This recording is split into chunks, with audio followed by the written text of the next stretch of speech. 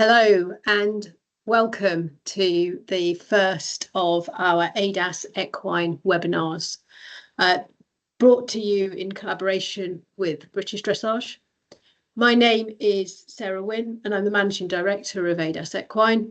I'm a sustainability consultant with expertise in climate change and reducing the climate impact of what we do.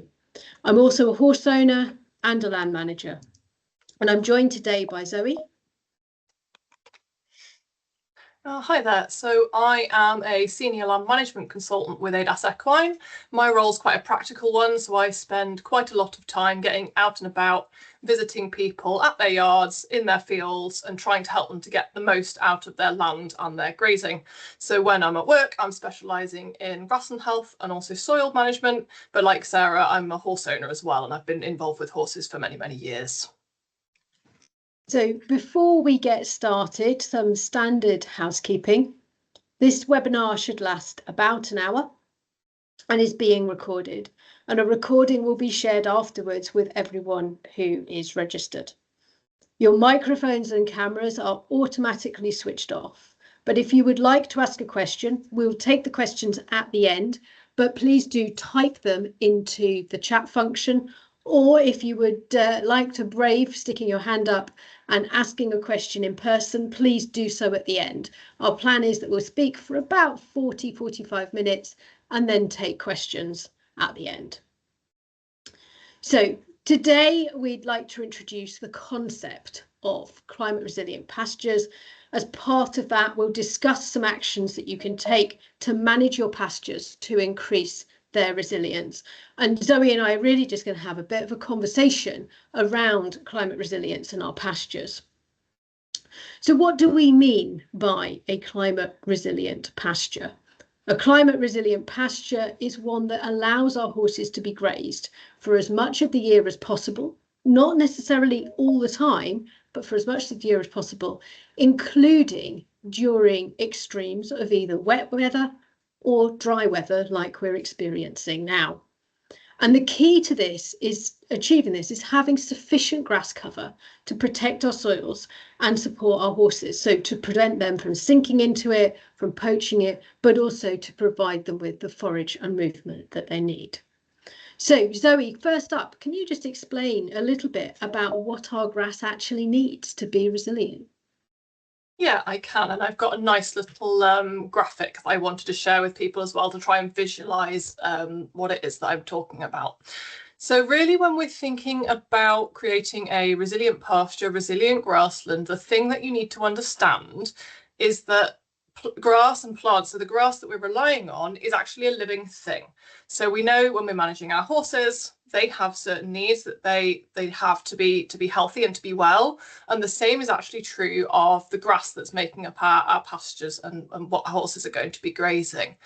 Now, I think it's quite sort of, you've seen something like this, at school, sort of basic biology of what a plant needs, but it just helps us to understand when I'm going to be talking about how to look after our grass. It comes back to that very basic requirement.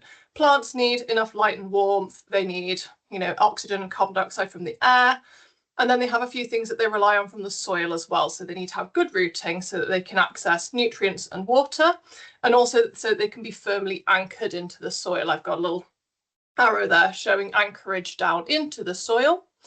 So the idea of that is that the soil is also providing sort of a physical space for that grass to be in place and help it to grow resiliently for our horses to get a healthy plant to provide the forage that they need. The other thing that we need to think about, the little arrow coming in from the left-hand side at the top, our grassland will always need time to recover after grazing. This is quite a fundamental need of our plants, and that's something that is really critical when we think about how we manage our grazing of that pasture to make sure that our grass can remain healthy. So, I mean, Zoe, we've spoken about the fact that you need to have that recovery period. So that's really about grazing strategy. So what sorts of things can we do with our grazing strategy to try and increase the resilience? So the main thing to think about is, as far as possible, are you able to do some kind of rotational grazing or some kind of section your fields off in some way so that at some point during the year, ideally, you would get them a chance to rest, which can be something like strip grazing, or it can be something more simple of having a couple of paddocks that you sort of flip between. And why is it that we're not wanting to overgraze? Can you just explain what overgrazing does? Yeah, so I've got another little graphic to share on that one as well. So when we're thinking about the health of our grass, you've got the bit that you can see above the ground, but you've also got to think about what's going on underneath with the roots. Now, what tends to happen is that you get a sort of mirror image. Whatever you've got, the amount of grazing and the amount of grass that's being allowed to develop above the ground, you tend to find you have a similar amount as well of rooting underneath the ground. So you get this sort of mirror image around the soil surface. If you were to dig a plant up, actually all plants, not just grass, it's quite fascinating really, you'll tend to see you have a very similar amount of plant above the ground as you have below the ground. Now, if you look to the right hand side of this image, you'll see what would happen if you were to sort of continually graze, to overgraze that grass.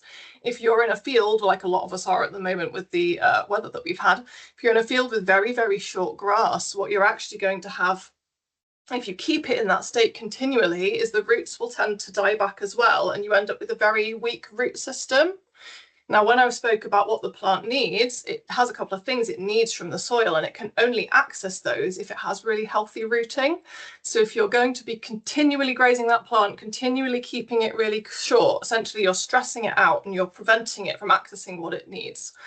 Whereas if you have periods to recover where it can grow up a little bit more, it's going to look a little bit more like the plant on the left. Now, the plant on the left, if you graze that down and it's, you know, short for a small amount of time, the roots don't suddenly die back. But as long as there's a chance to recover afterwards, the rooting system will to some extent remain intact. So it's just about trying to develop a plant that is healthy, it's got good rooting, and it's able to make the most of the environment that it's going to be in. And of course, those long roots on the plants on the left are going to allow us to access water at much greater depth, which in a year like this is going to be so important, isn't it? Yeah, so if you were in a situation where coming into this summer, well, even quite early in the spring, it was quite dry. If you were already on very short grass and it looked more like that picture on the right, what water was there that was a bit further down, the plant probably couldn't get at it. Whereas if you were in a position where you were able to have some grass that had been allowed to rest coming into that spring period that had that greater amount of rooting, then potentially that would have fared better. Even once it was grazed down through the season, it would have fared better in trying to get some of those nutrients and some of that water. Yeah, so we can start to look at what sorts of grazing strategies we can put into place. And I know there's all sorts of different grazing strategies out there. For me, the approach that I take, I've got native ponies who are sitting on a very heavy clay soil. So poaches up really badly in winter, bakes like concrete in the summer. So my approach with my grazing is to actually graze a relatively small area in the summer. I use a track system with them, get the movement. They really don't need that lush grass anyway. And that means I can save a large area for the winter. So I've got lots of long grass with good rooting structure that will hold them over the winter. But what sorts of rotations are you seeing being used, and what works well in these kind of drought and waterlogging situations? Yeah, I think that's a really nice system that you have in place with your horses, where you've sort of assessed the issues that you have and you're working to try and maximize that benefit that you can get from your grass. I think the key thing is that there is no one right grazing strategy that's going to work for everybody. If I just move on, we've got some examples here of different ways that you might want to think about managing your land, think about your rotational grazing. So we've got that picture on the left. Those horses are actually sort of strip grazed on fairly small areas. So you can see the area in front of the electric tape has been grazed down relatively low, maybe not as little grass as what some of us has ended up with this year, but it's been grazed down relatively low, while allowing a really quite tall, I think a lot of people will be surprised, to be using that sort of length of grasses with horses. Often people move them so they never let it get recovered to that state. So it's really a case of, can you divide your grazing up and to try and rotate around as much as you can. I think the other thing that's key to say is people will often look at long grass for horses and panic because of laminitis risk.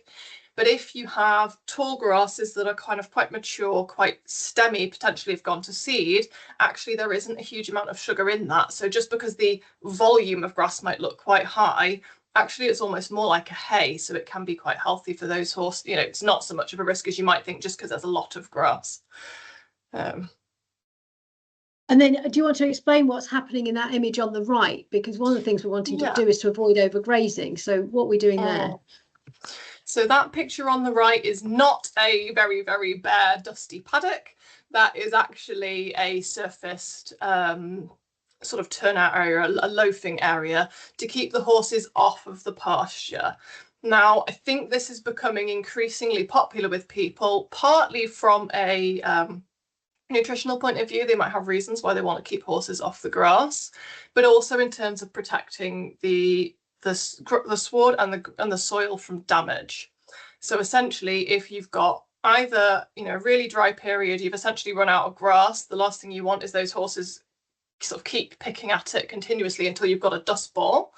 But equally on the other side of things, if you've got a very wet winter and you're looking at the ground thinking this is getting really muddy, I want to, you know, it's getting poached up, it's getting really damaged, having an alternative place where you can still let those horses out for turnout so that they can, you know, for their welfare, they can move around, they can get that outdoor time that they really need to have without damaging pastures. Having some kind of alternative turnout area is becoming more and more popular, and that image on the right there is just an example of that. Okay, and I mean, what you're really talking about is not about having them on these areas full time. It's about giving the grazing a rest, isn't it? In either periods of extreme dry or extreme wet. Yeah, it's especially helpful where you have a fairly limited land area. In an ideal world, we would all have rolling acres of lovely grassland that we could, you know, divide up in a way that would suit us, that we would always have enough grass to put in front of our horses. Realistically, a lot of us are operating on some kind of restricted acreage, and it's just another tool in the toolbox to help us be a little bit more flexible. So if we're in a situation, we're looking at all of our grass fields and going, it really isn't in the best interests of the grass to be, you know, to have turnout on it today, then we've got another option then that doesn't compromise, meaning we're putting horses onto box rest, which, you know, none of us really want to be stabling horses for any prolonged period of time. So it just gives people another management option to try and protect that grazing a little bit. So you've talked about flexibility, and I think the key thing we're talking about here is don't have that rigid grazing regime that says you're turning out on this date, you're bringing in on that date. You need to be looking really at what your land is doing. Is your land really wet? Do you need to bring them in? Has it dried out? Can you be turning them out? Is your grass long? Is your grass short? And really thinking ahead. So flexibility really is key, isn't it? Yeah, I mean, I know a lot of the time when I was growing up, when we had ponies, there were a lot of what we were doing, me and my friends. Often there would be a rule on the yard, like, right, all the horses stay on their summer turnout regime until bonfire night, and then that is the day when we would choose to bring the horses in. If you do that, some years you'll be thinking, actually, I should have brought them in to protect the soil months earlier because it came really wet. And other times you might be thinking, actually, we could have got another week or two, you know, got away with another week or two. It's very much, as you've just said, Sarah, it's about having that intelligent outlook to look at what is actually happening in your field and make choices based on that, so that you can, you know, don't be too rigid. Having said that, if you have your system in place in terms of, you know, you're trying to do some rotational grazing, you've got different options available, but you find that every year you're having a very similar problem, that's when you might look and start to think, okay, do I need to change something a bit more systemic? So if every year you come to this part of the summer and you're thinking, I've really run out of grazing, but you potentially keep winter fields back that you think, okay, I only have those fields, I just use them for turnout in winter, but actually you're running out of grazing now, you might need to think, okay, actually some of those winter fields, do I need to be swapping them, and thinking I should maybe bring them into the use in the summer. Equally, if you had every single year, you have a field that is goes, you get a wet winter, that field always gets absolutely trashed. You don't have to accept that as just, this is the way my land is and that field's always going to get trashed. It's a case of having a look at, okay, what are the problems? What little tweaks can I make? What little changes can I make? And what tools are there so that I can actually end up in a better position going forward? Okay, so we've talked about grazing strategy and you're starting to talk about tools there. So most of what we've talked about is what's happening above the ground. But of course, so much of plant growth is influenced by the soil. So where do we start to actually try and improve the soil that our grass is growing in? Yeah, so the first thing that you want to try and do, as I've already sort of started alluding to a little bit, is that you want to protect your soil from getting damaged in the first place. So the ideal way to do that is that you make sure you always maintain grass cover, so that essentially any time when you can see dust, bare patches, an area of really dry ground, or any time in the winter when you start to be able to see mud, you can see the soil as sort of hoof holes cut in the turf, in the sward, and you can see the mud developing. That's what you want to try and avoid. As soon as you can see the mud, you've kind of already started to see the first stage of the problem. So the initial step is about protecting that soil in the first place. Okay, so we're talking about protecting the soil, keeping the vegetation there. What sorts of steps can we take to actually make that happen? What sort of changes in management could we use? So with coming back really similar to the two images we've still got on the screen, actually. So if you've got a really good grass cover, nice long grass, especially for your winter paddocks, ideally if you've got separate paddocks that you're going to use for winter, ideally you want them to have a really nice tall grass coverage before you go into it.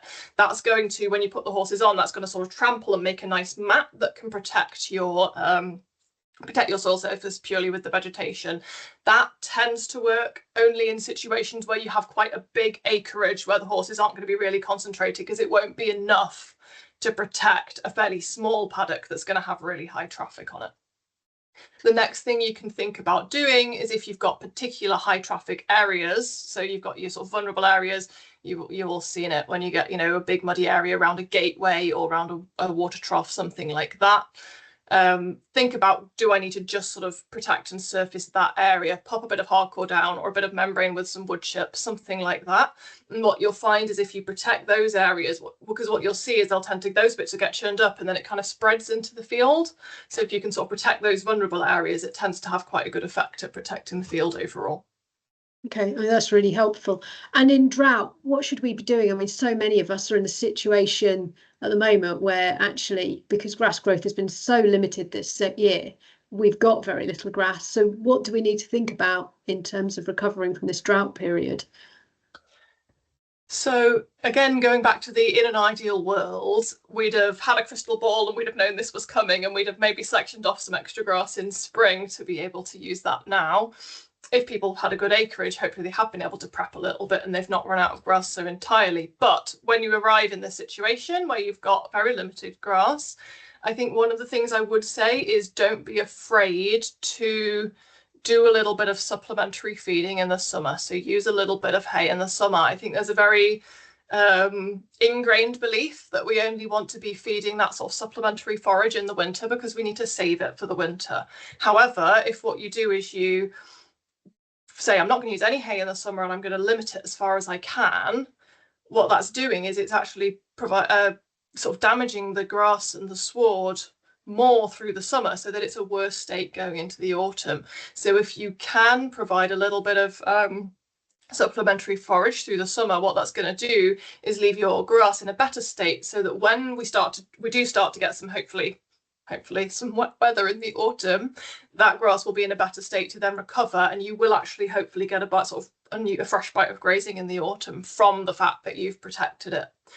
The other thing which you can do to encourage that is, if you have even certain sort of relatively smaller areas that you can say, right, at this point there is essentially no grass out there for my horses, you're wanting to section a bit off to go, okay, we'll leave that bit entirely and give it a chance, the best possible chance to recover, because when you've got horses moving over it, picking over it, the whole area, it's going to sort of exacerbate that overgrazing problem. So if you can pop the horses, I mean, this would be a good time when you've really got no grass for summer drought reasons.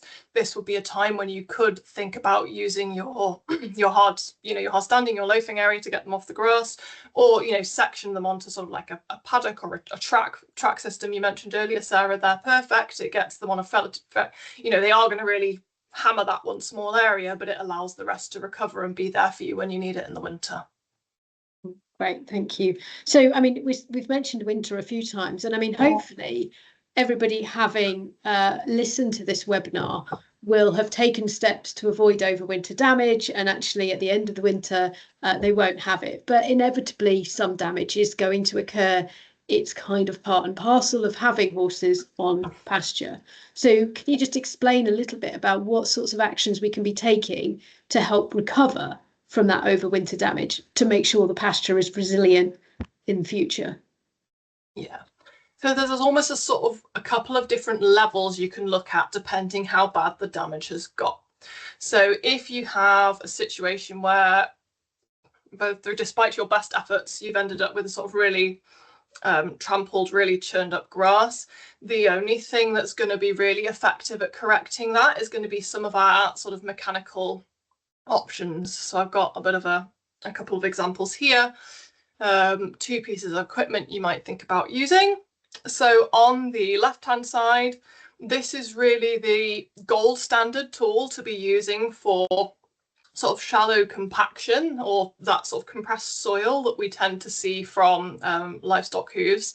And you'll either see this called an aerator, or you might see it called a sward slitter as well. And it's basically a load of little spikes that run over the ground and poke through that compact layer to let some water to drain through and to encourage it to crack and to correct. Now, I don't know many people in an equine situation who would have one of these themselves, but it is often quite common that farms in the local area might have one. You might be able to speak to somebody and get them to come in with one of these.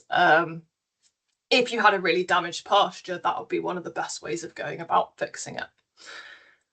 Something that people are possibly more likely to have is what we've got on the right, which is a chain harrow. Now, there's a couple of different uses for chain harrows, and it depends a bit on which way up you're going to run them. So I think a lot of people think about the chain harrow being either for spreading manure and for rejuvenating your grass, so pulling out the old grass.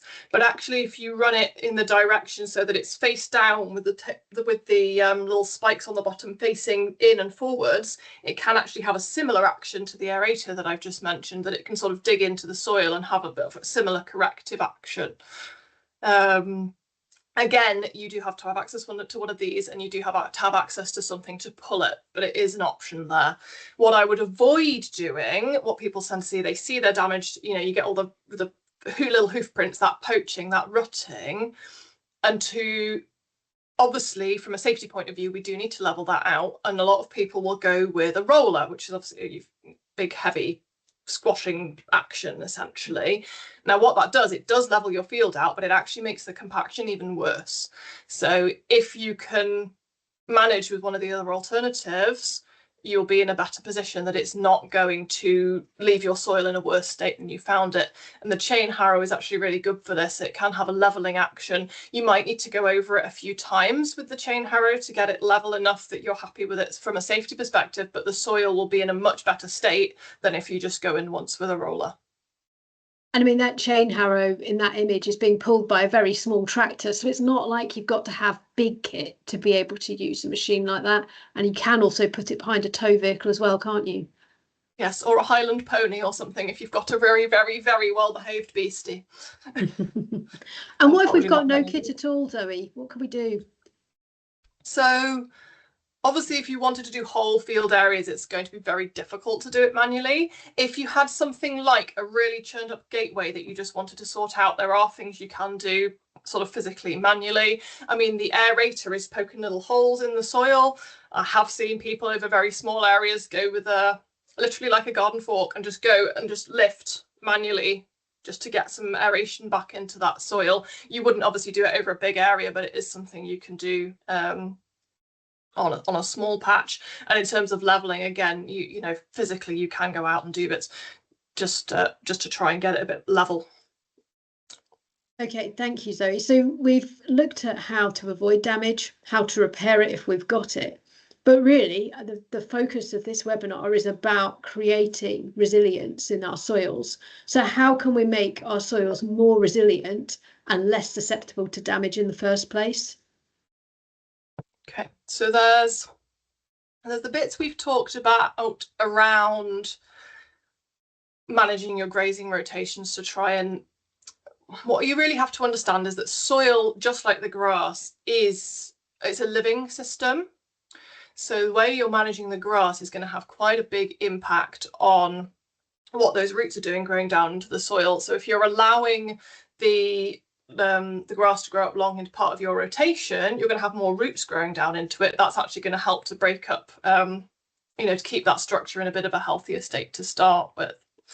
What you then also need to think about, with soil being a living system, there's loads of little sort of bugs in there and earthworms, and there's all sorts of life going on under the ground, and you really need to think about feeding that soil.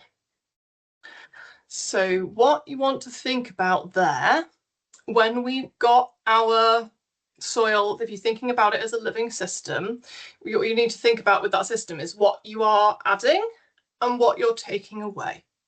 Now, in an equine system with our horses, what you'll find if you think about what we're actually doing with that field and therefore that soil is we're consistently taking away and taking away and taking away. So as an example, you're turning your horses out grazing, they are eating that grassel material that's growing and they're taking it away. So they're either, we're maybe moving them into stabling, they might be, so the manure that is the sort of natural output of that grass that they've eaten is ending up in the stable.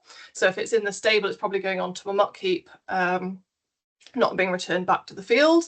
And equally, for a good number of us, when we have the horses and they are out grazing, we'll also be poo picking. So we're taking away the sort of grass material, that plant material that the horses are taking away, and then any poo that does end up back on the field, we're then poo picking it, and that's being taken away as well. Similarly, if you have any areas of grassland that you might be cutting for hay, again, that's something that we're taking away from that system. So we've got quite a lot that we're taking away, and in a traditional sort of setup, it's very rare that we're actually putting anything back. Okay, so how do we know what our soil actually needs? So the gold standard for trying to work out what you need to be putting back into your soil would be to be carrying out some soil sampling. So it's quite easy to do. You can use like a little trowel or something, and you walk across your field and you take little bits of soil from across the field, and you can send that off to the lab and they will be able to tell you what nutrients are in there. So as I've said about feeding your soil, there are a variety of different nutrients that the soil and the plants will need to be thriving. And then, you know, if you send that soil off to the lab, they can help you to understand what you might be lacking in your soil. Okay, and what sorts of things can we be using to feed that soil? So these are some of the things that I've popped at the top right of that slide. Now, the most obvious one in terms of ready availability would be to be adding back the manure from your horses. Now, that can be very controversial, and the traditional advice has always been, you know, you remove it and you poo pick, and you don't want to be putting it back because of the risk of increasing your worm burdens. What we know now is that if you manage your muck heap properly, you're storing it for a nice long time, potentially turning it, letting it compost, those worm eggs should be killed by the heat of the composting process. So provided you are allowing it to compost over a period of maybe a year or something like that, the manure should be safe then to spread back to the field. A good indicator is if it looks like nice crumbly black sort of composty material, then it will have been through enough of a composting process that those worm eggs will have been killed. So that's probably the most available source, but I know there's quite a almost like a knee-jerk reaction of, we're doing all this effort poo picking, keeping it away, and it's something that people have traditionally been quite reluctant to do. But providing you're managing your manures properly, then it is actually something that's quite safe. And obviously it makes it then into a nice circular system where your horses are taking everything off the grassland, and then you're replacing it back once it's been sort of sterilised by that composting process. That's very great. And you've got a few other suggestions here as well as to what sorts of things we can be adding. Do you want to explain those?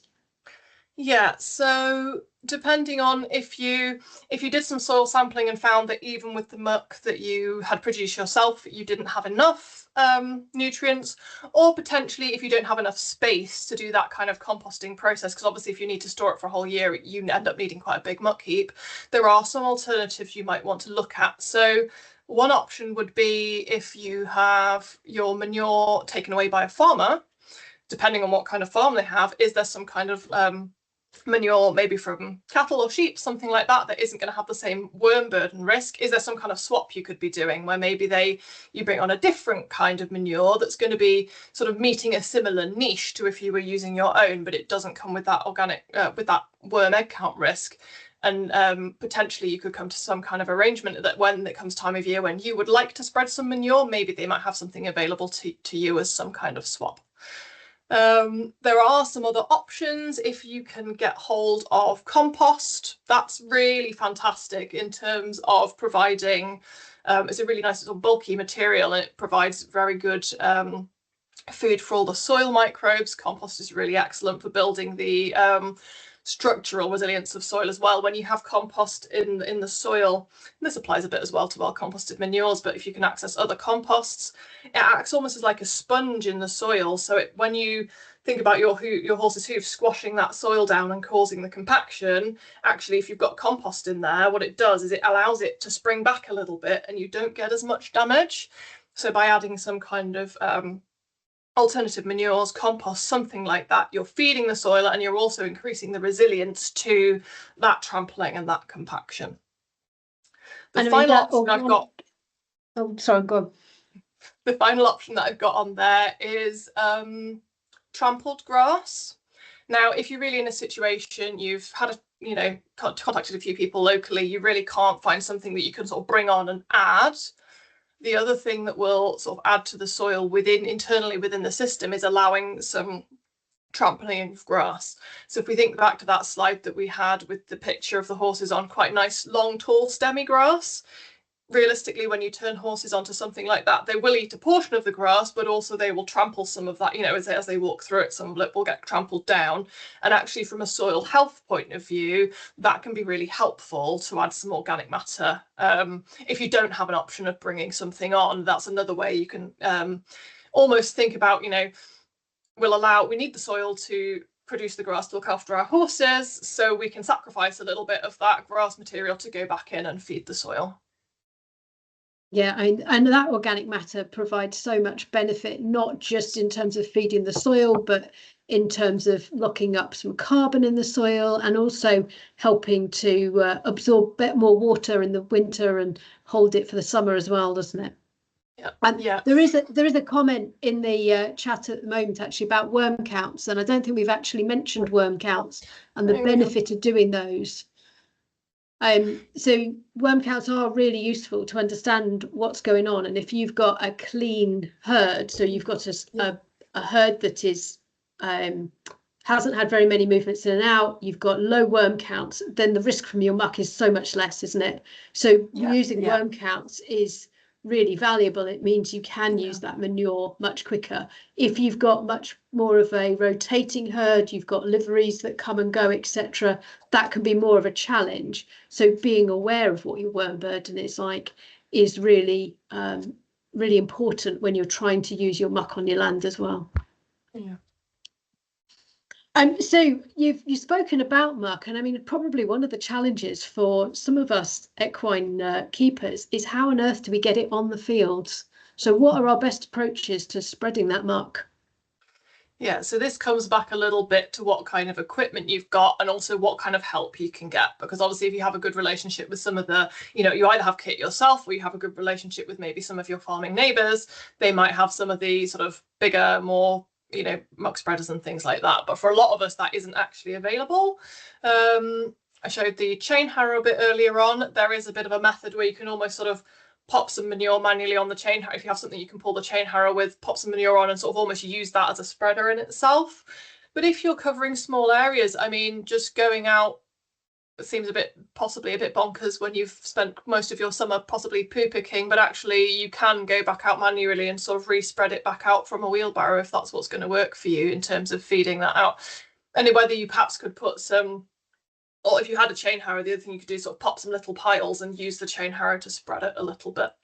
It is very much, I think, don't be limited by thinking I don't have the standard piece of equipment, therefore I can't do it.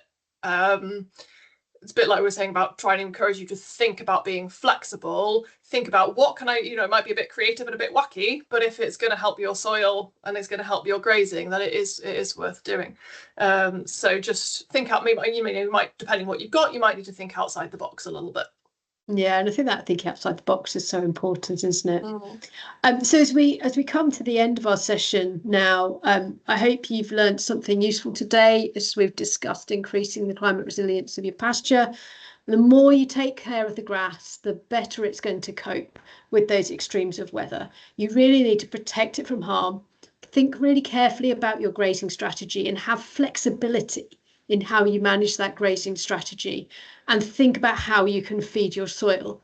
So if anybody's got any questions, I know we've got a few questions that have come up in the chat already, but do feel free to raise a hand if you want, and we'll take 15 minutes or so of questions before we do a final wrap up and set you a little bit of homework before we go. So while we're waiting for people to be brave enough to put their hands in the air, the first question, Zoe, is how do we extend forage to last as long as possible? I mean, this year we've had some real challenges with low hay yields, poor grass growth. What can we do?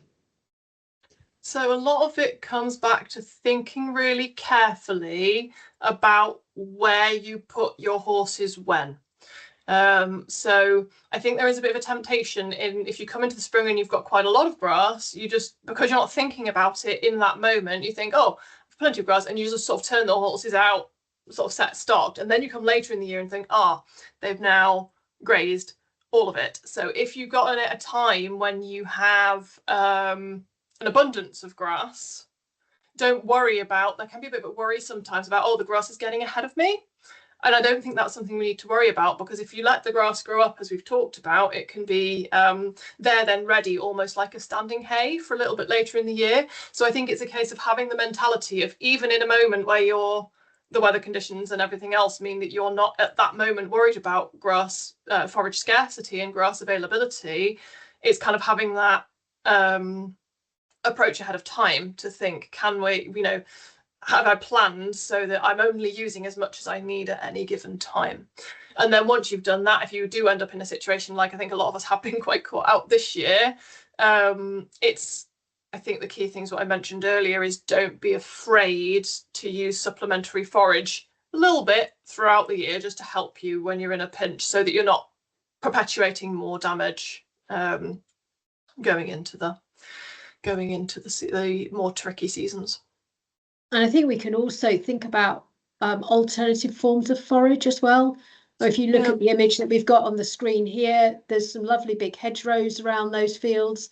So think about how you can utilise hedgerows, making sure you've got safe species in there. If you've got thorn or sycamore or oak and what have you, then you need to be careful. But if you've got safe species that can be browsed, that can also help you to extend some of your forage as well. Yeah, and I think the horses quite enjoy it as well, don't they? It adds a bit of something different, a bit of variety to their diet, because horses in nature, they are browsers as well as grazers, so it is something that is natural for them to think about doing. And if you've got them in fields with hedges, it's something you will find that they start making that choice for themselves, if that's the nice green bit and the grass is all looking a bit bare. Yeah, definitely. So there's a comment here from Marin, I think her name is, or their name is, to say some rollers have got spikes on them. Will they cause as much compaction? And so a roller with spikes is a slightly different flavour. So I showed that's really, I would consider that a type of sward aerator. So if you're thinking the ones with the quite big, I often describe the sward aerator, that kind of, so the aerators or the slitters is a bit like a roller with butter knives on. So what that does, yeah, you can think of that more like the aerating tool. So in essence, no, that doesn't have an action just like the roller where it's only going to be creating damage because it's kind of it's leveling, but at the same time it's creating those slits to benefit the soil structure and start to encourage it to crack a little bit. Yeah, there's a couple of different designs of those aerators, and that's the other one that I didn't show the picture of. I mean, they're a really great tool if you have access to one of those, because obviously they're doing the type that I showed that sort of more crawls along the ground isn't so great for that leveling action. So if you can only get access to one bit of kit, that would actually be a really good one to use because it has leveling. The other thing that's really key that's just popped to mind, actually thinking about that, those various operations you might be doing, your rolling, your sward aeration. The other thing I think it's worth mentioning is that the timing of when you do those operations is really critical. Now you have a very delicate balance of a little window where you want to be doing it, where the soil is wet enough that you can penetrate into the soil and it can actually, you know, if it's too dry, it will just walk. I've seen them just walk, people try to use them and it just walks straight over the top. That's the benefit of those sort of more roller-like machines, because they have a bit more weight to them, so they will be a bit more able to sink into the soil. But equally, so it needs to be wet enough that you can get into the soil, but also not so wet that you're going to be causing more damage by going over it and smearing it. Some years, I think recently we've had a few years in a row where the weather changed really quickly, so it was sort of like too wet, too wet, too wet, and almost overnight it went bone dry. If you don't feel like you've got a good window, it's better to wait and to, you know, wait for the next autumn or the next spring and wait till you've got a good window, because actually going at the wrong time can do even more harm than doing nothing. Okay, thank you, Zoe. So there's another question here from Kate. In terms of a very sandy soil, is it just about sectioning to rest and supplemental feeding and keeping them off it as much as possible, having a sacrificial area?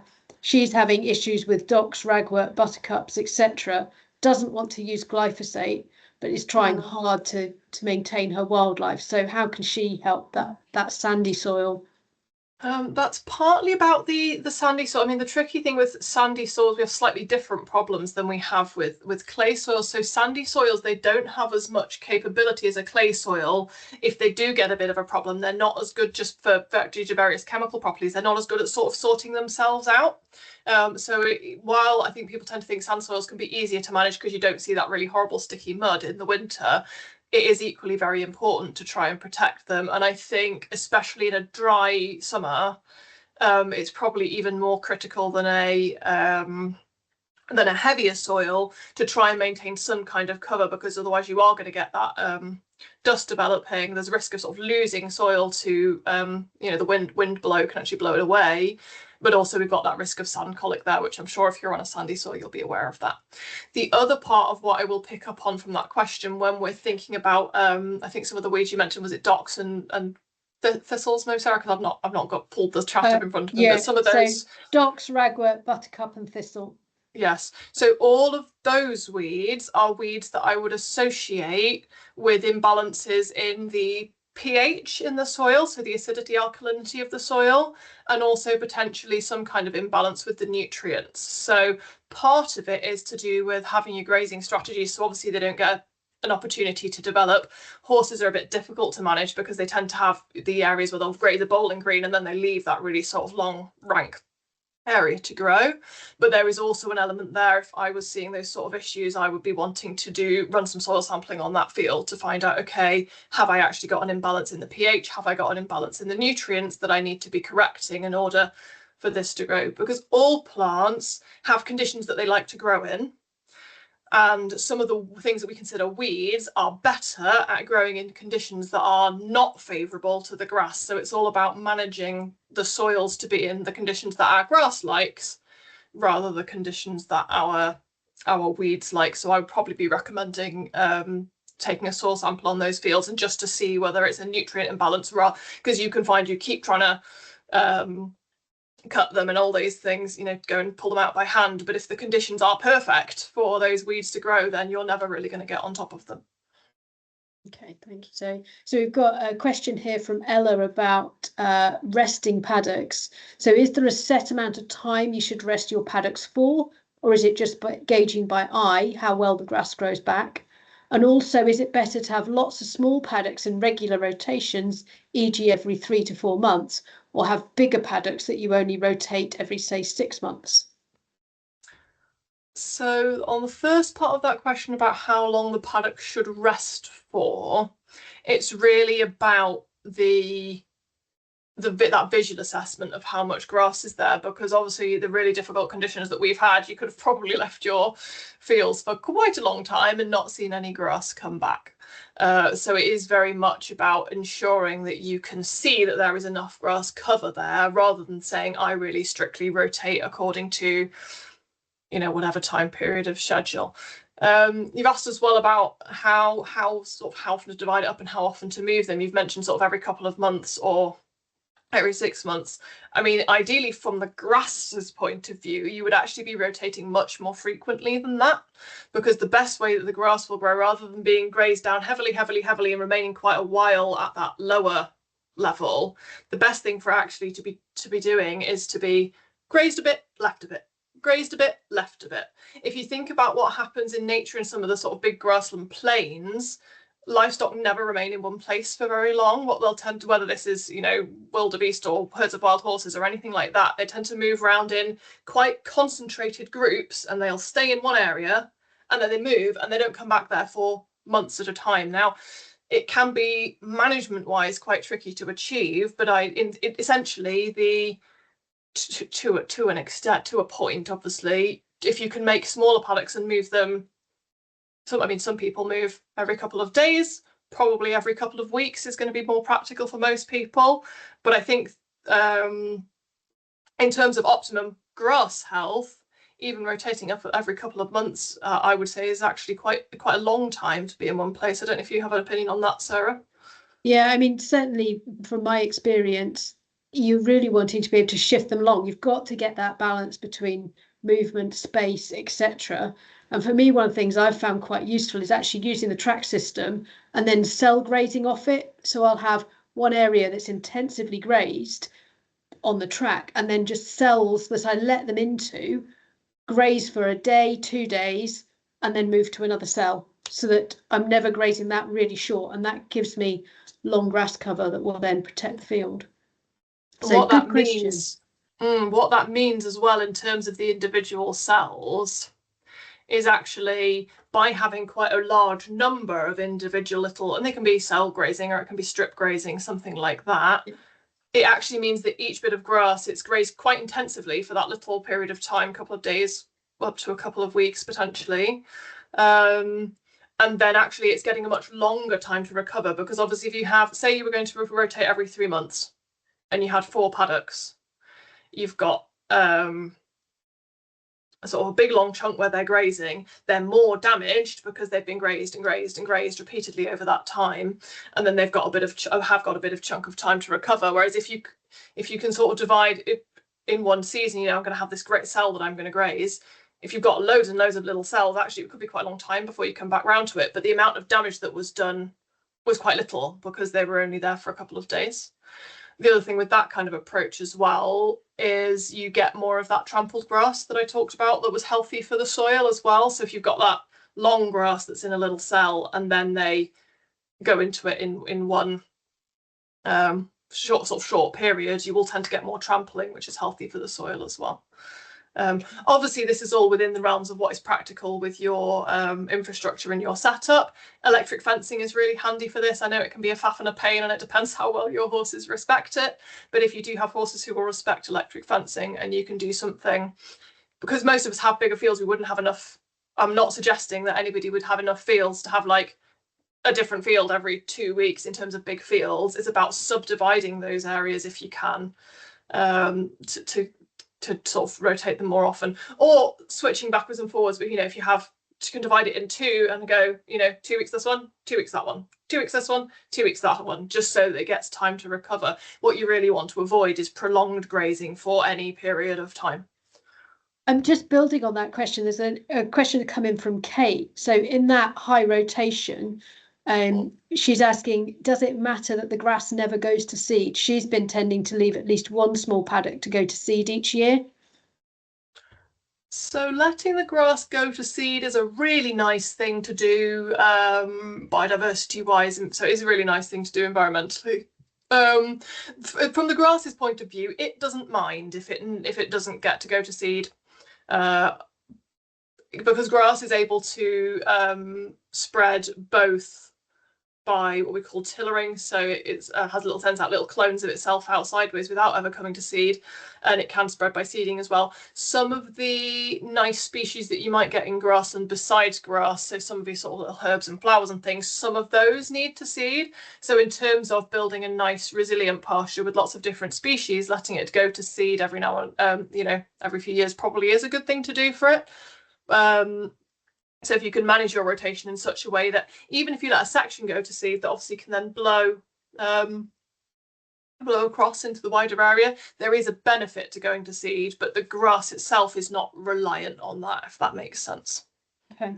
And while we're talking about those species, there's a question from Millie about what species of grass or herbs would be recommended for drought resistant and horse diets or forage.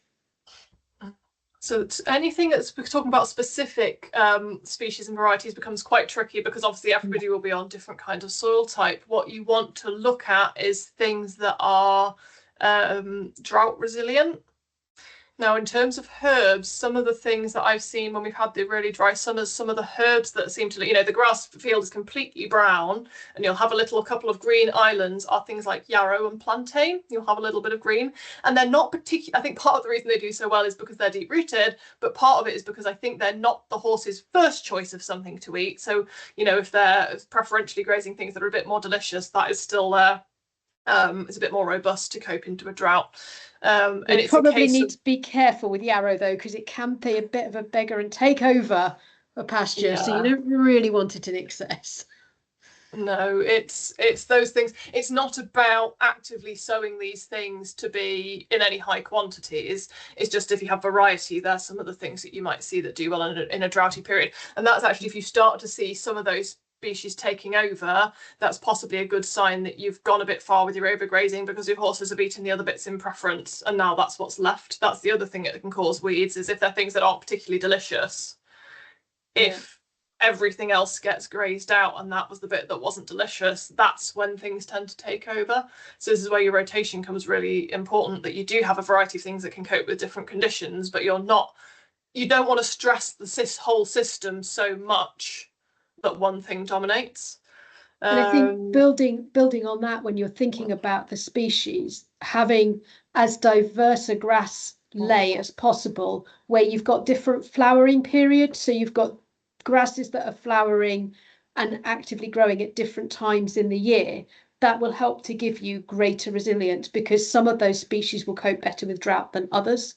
So diversity is good.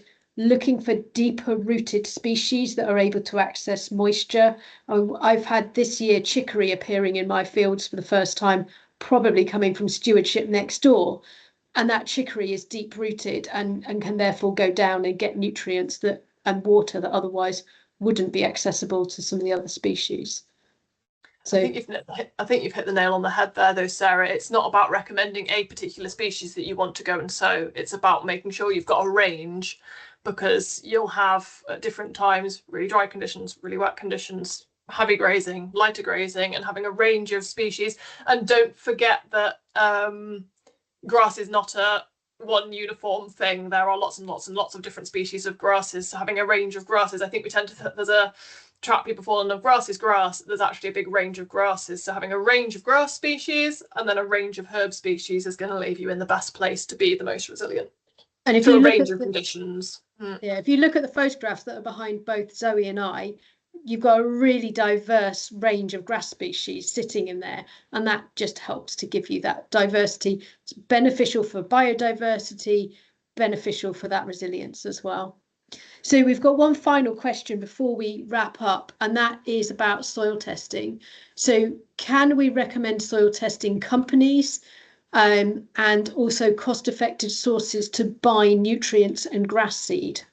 So we can't really recommend specific companies, but No. Zoe, do you want to just explain what you should be looking for? Yeah, I mean, the things you need to find in your soil sample, the test that you need the lab to be doing, it needs to be testing for pH, for phosphorus, for potassium, and the other thing in the standard bundle is magnesium, although we don't tend to see issues with that, but that's the standard bundle that you're looking for when you're testing for nutrients. Soil testing and helping to arrange soil testing is something that we do within ADAS Equine as well, so that is something potentially that we can help with. But there are, as Sarah said, there's a few different companies that it wouldn't really be appropriate for us to recommend specific ones. In terms of, was the other part about seeds, Yeah. Sarah? Sources of seed and nutrients. So nutrients, ideally, if you can match it to some kind of manure, is probably the most sustainable way of doing it. But if you find you have a real deficit, then there will be different fertilizers available. There are a couple of sort of big national companies who all supply to different places, but also maybe some of your local little agricultural merchants as possibly a good place to go and start talking, you know, so you can go and talk to a person, then you can say, okay, I've had these sort of results, I'm looking for this. But the interpretation of the soil's results as well within ADAS Equine, that's something I spend quite a big amount of my time doing, is helping people organise the soil sampling and interpreting those results when they come back, whether that's through us or if they've had them done through an independent lab. Okay, any other questions before we wrap up? Excellent. Well, thank you all for listening. Thank you for the excellent questions. So we've got a little bit of homework for you before you go, because I mean, it's not coming to a training session without a little bit of homework. So we want you to think about what your current grazing strategy has looked like over the last year, and think about what has worked well and what hasn't worked well, and therefore what you could improve going forwards based on the sorts of information that we have given you. Start thinking now about what your winter grazing plan was, and can you actually improve it compared to last year to try and minimise the risk of poaching. And then also start now to think about how you can feed your soil. So what do you have available to you on site? What do you think your soil needs? Do you need to be planning to do a soil sample once the ground gets soft enough so that you can go away and actually appropriately feed that soil ready for the next year? So yeah, autumn for soil sampling, autumn is the timing when you'd be doing it. So if you want to start thinking about it now, coming into autumn is the right moment. Definitely. So just to finally finish off, thank you very much, everybody, for joining us. If you do want more information, we've got our website is available, and there's information there about the sorts of things that we do. We provide advice to land managers to help you to manage your land better. So to help you to understand your weed problems, your nutrition, your general management.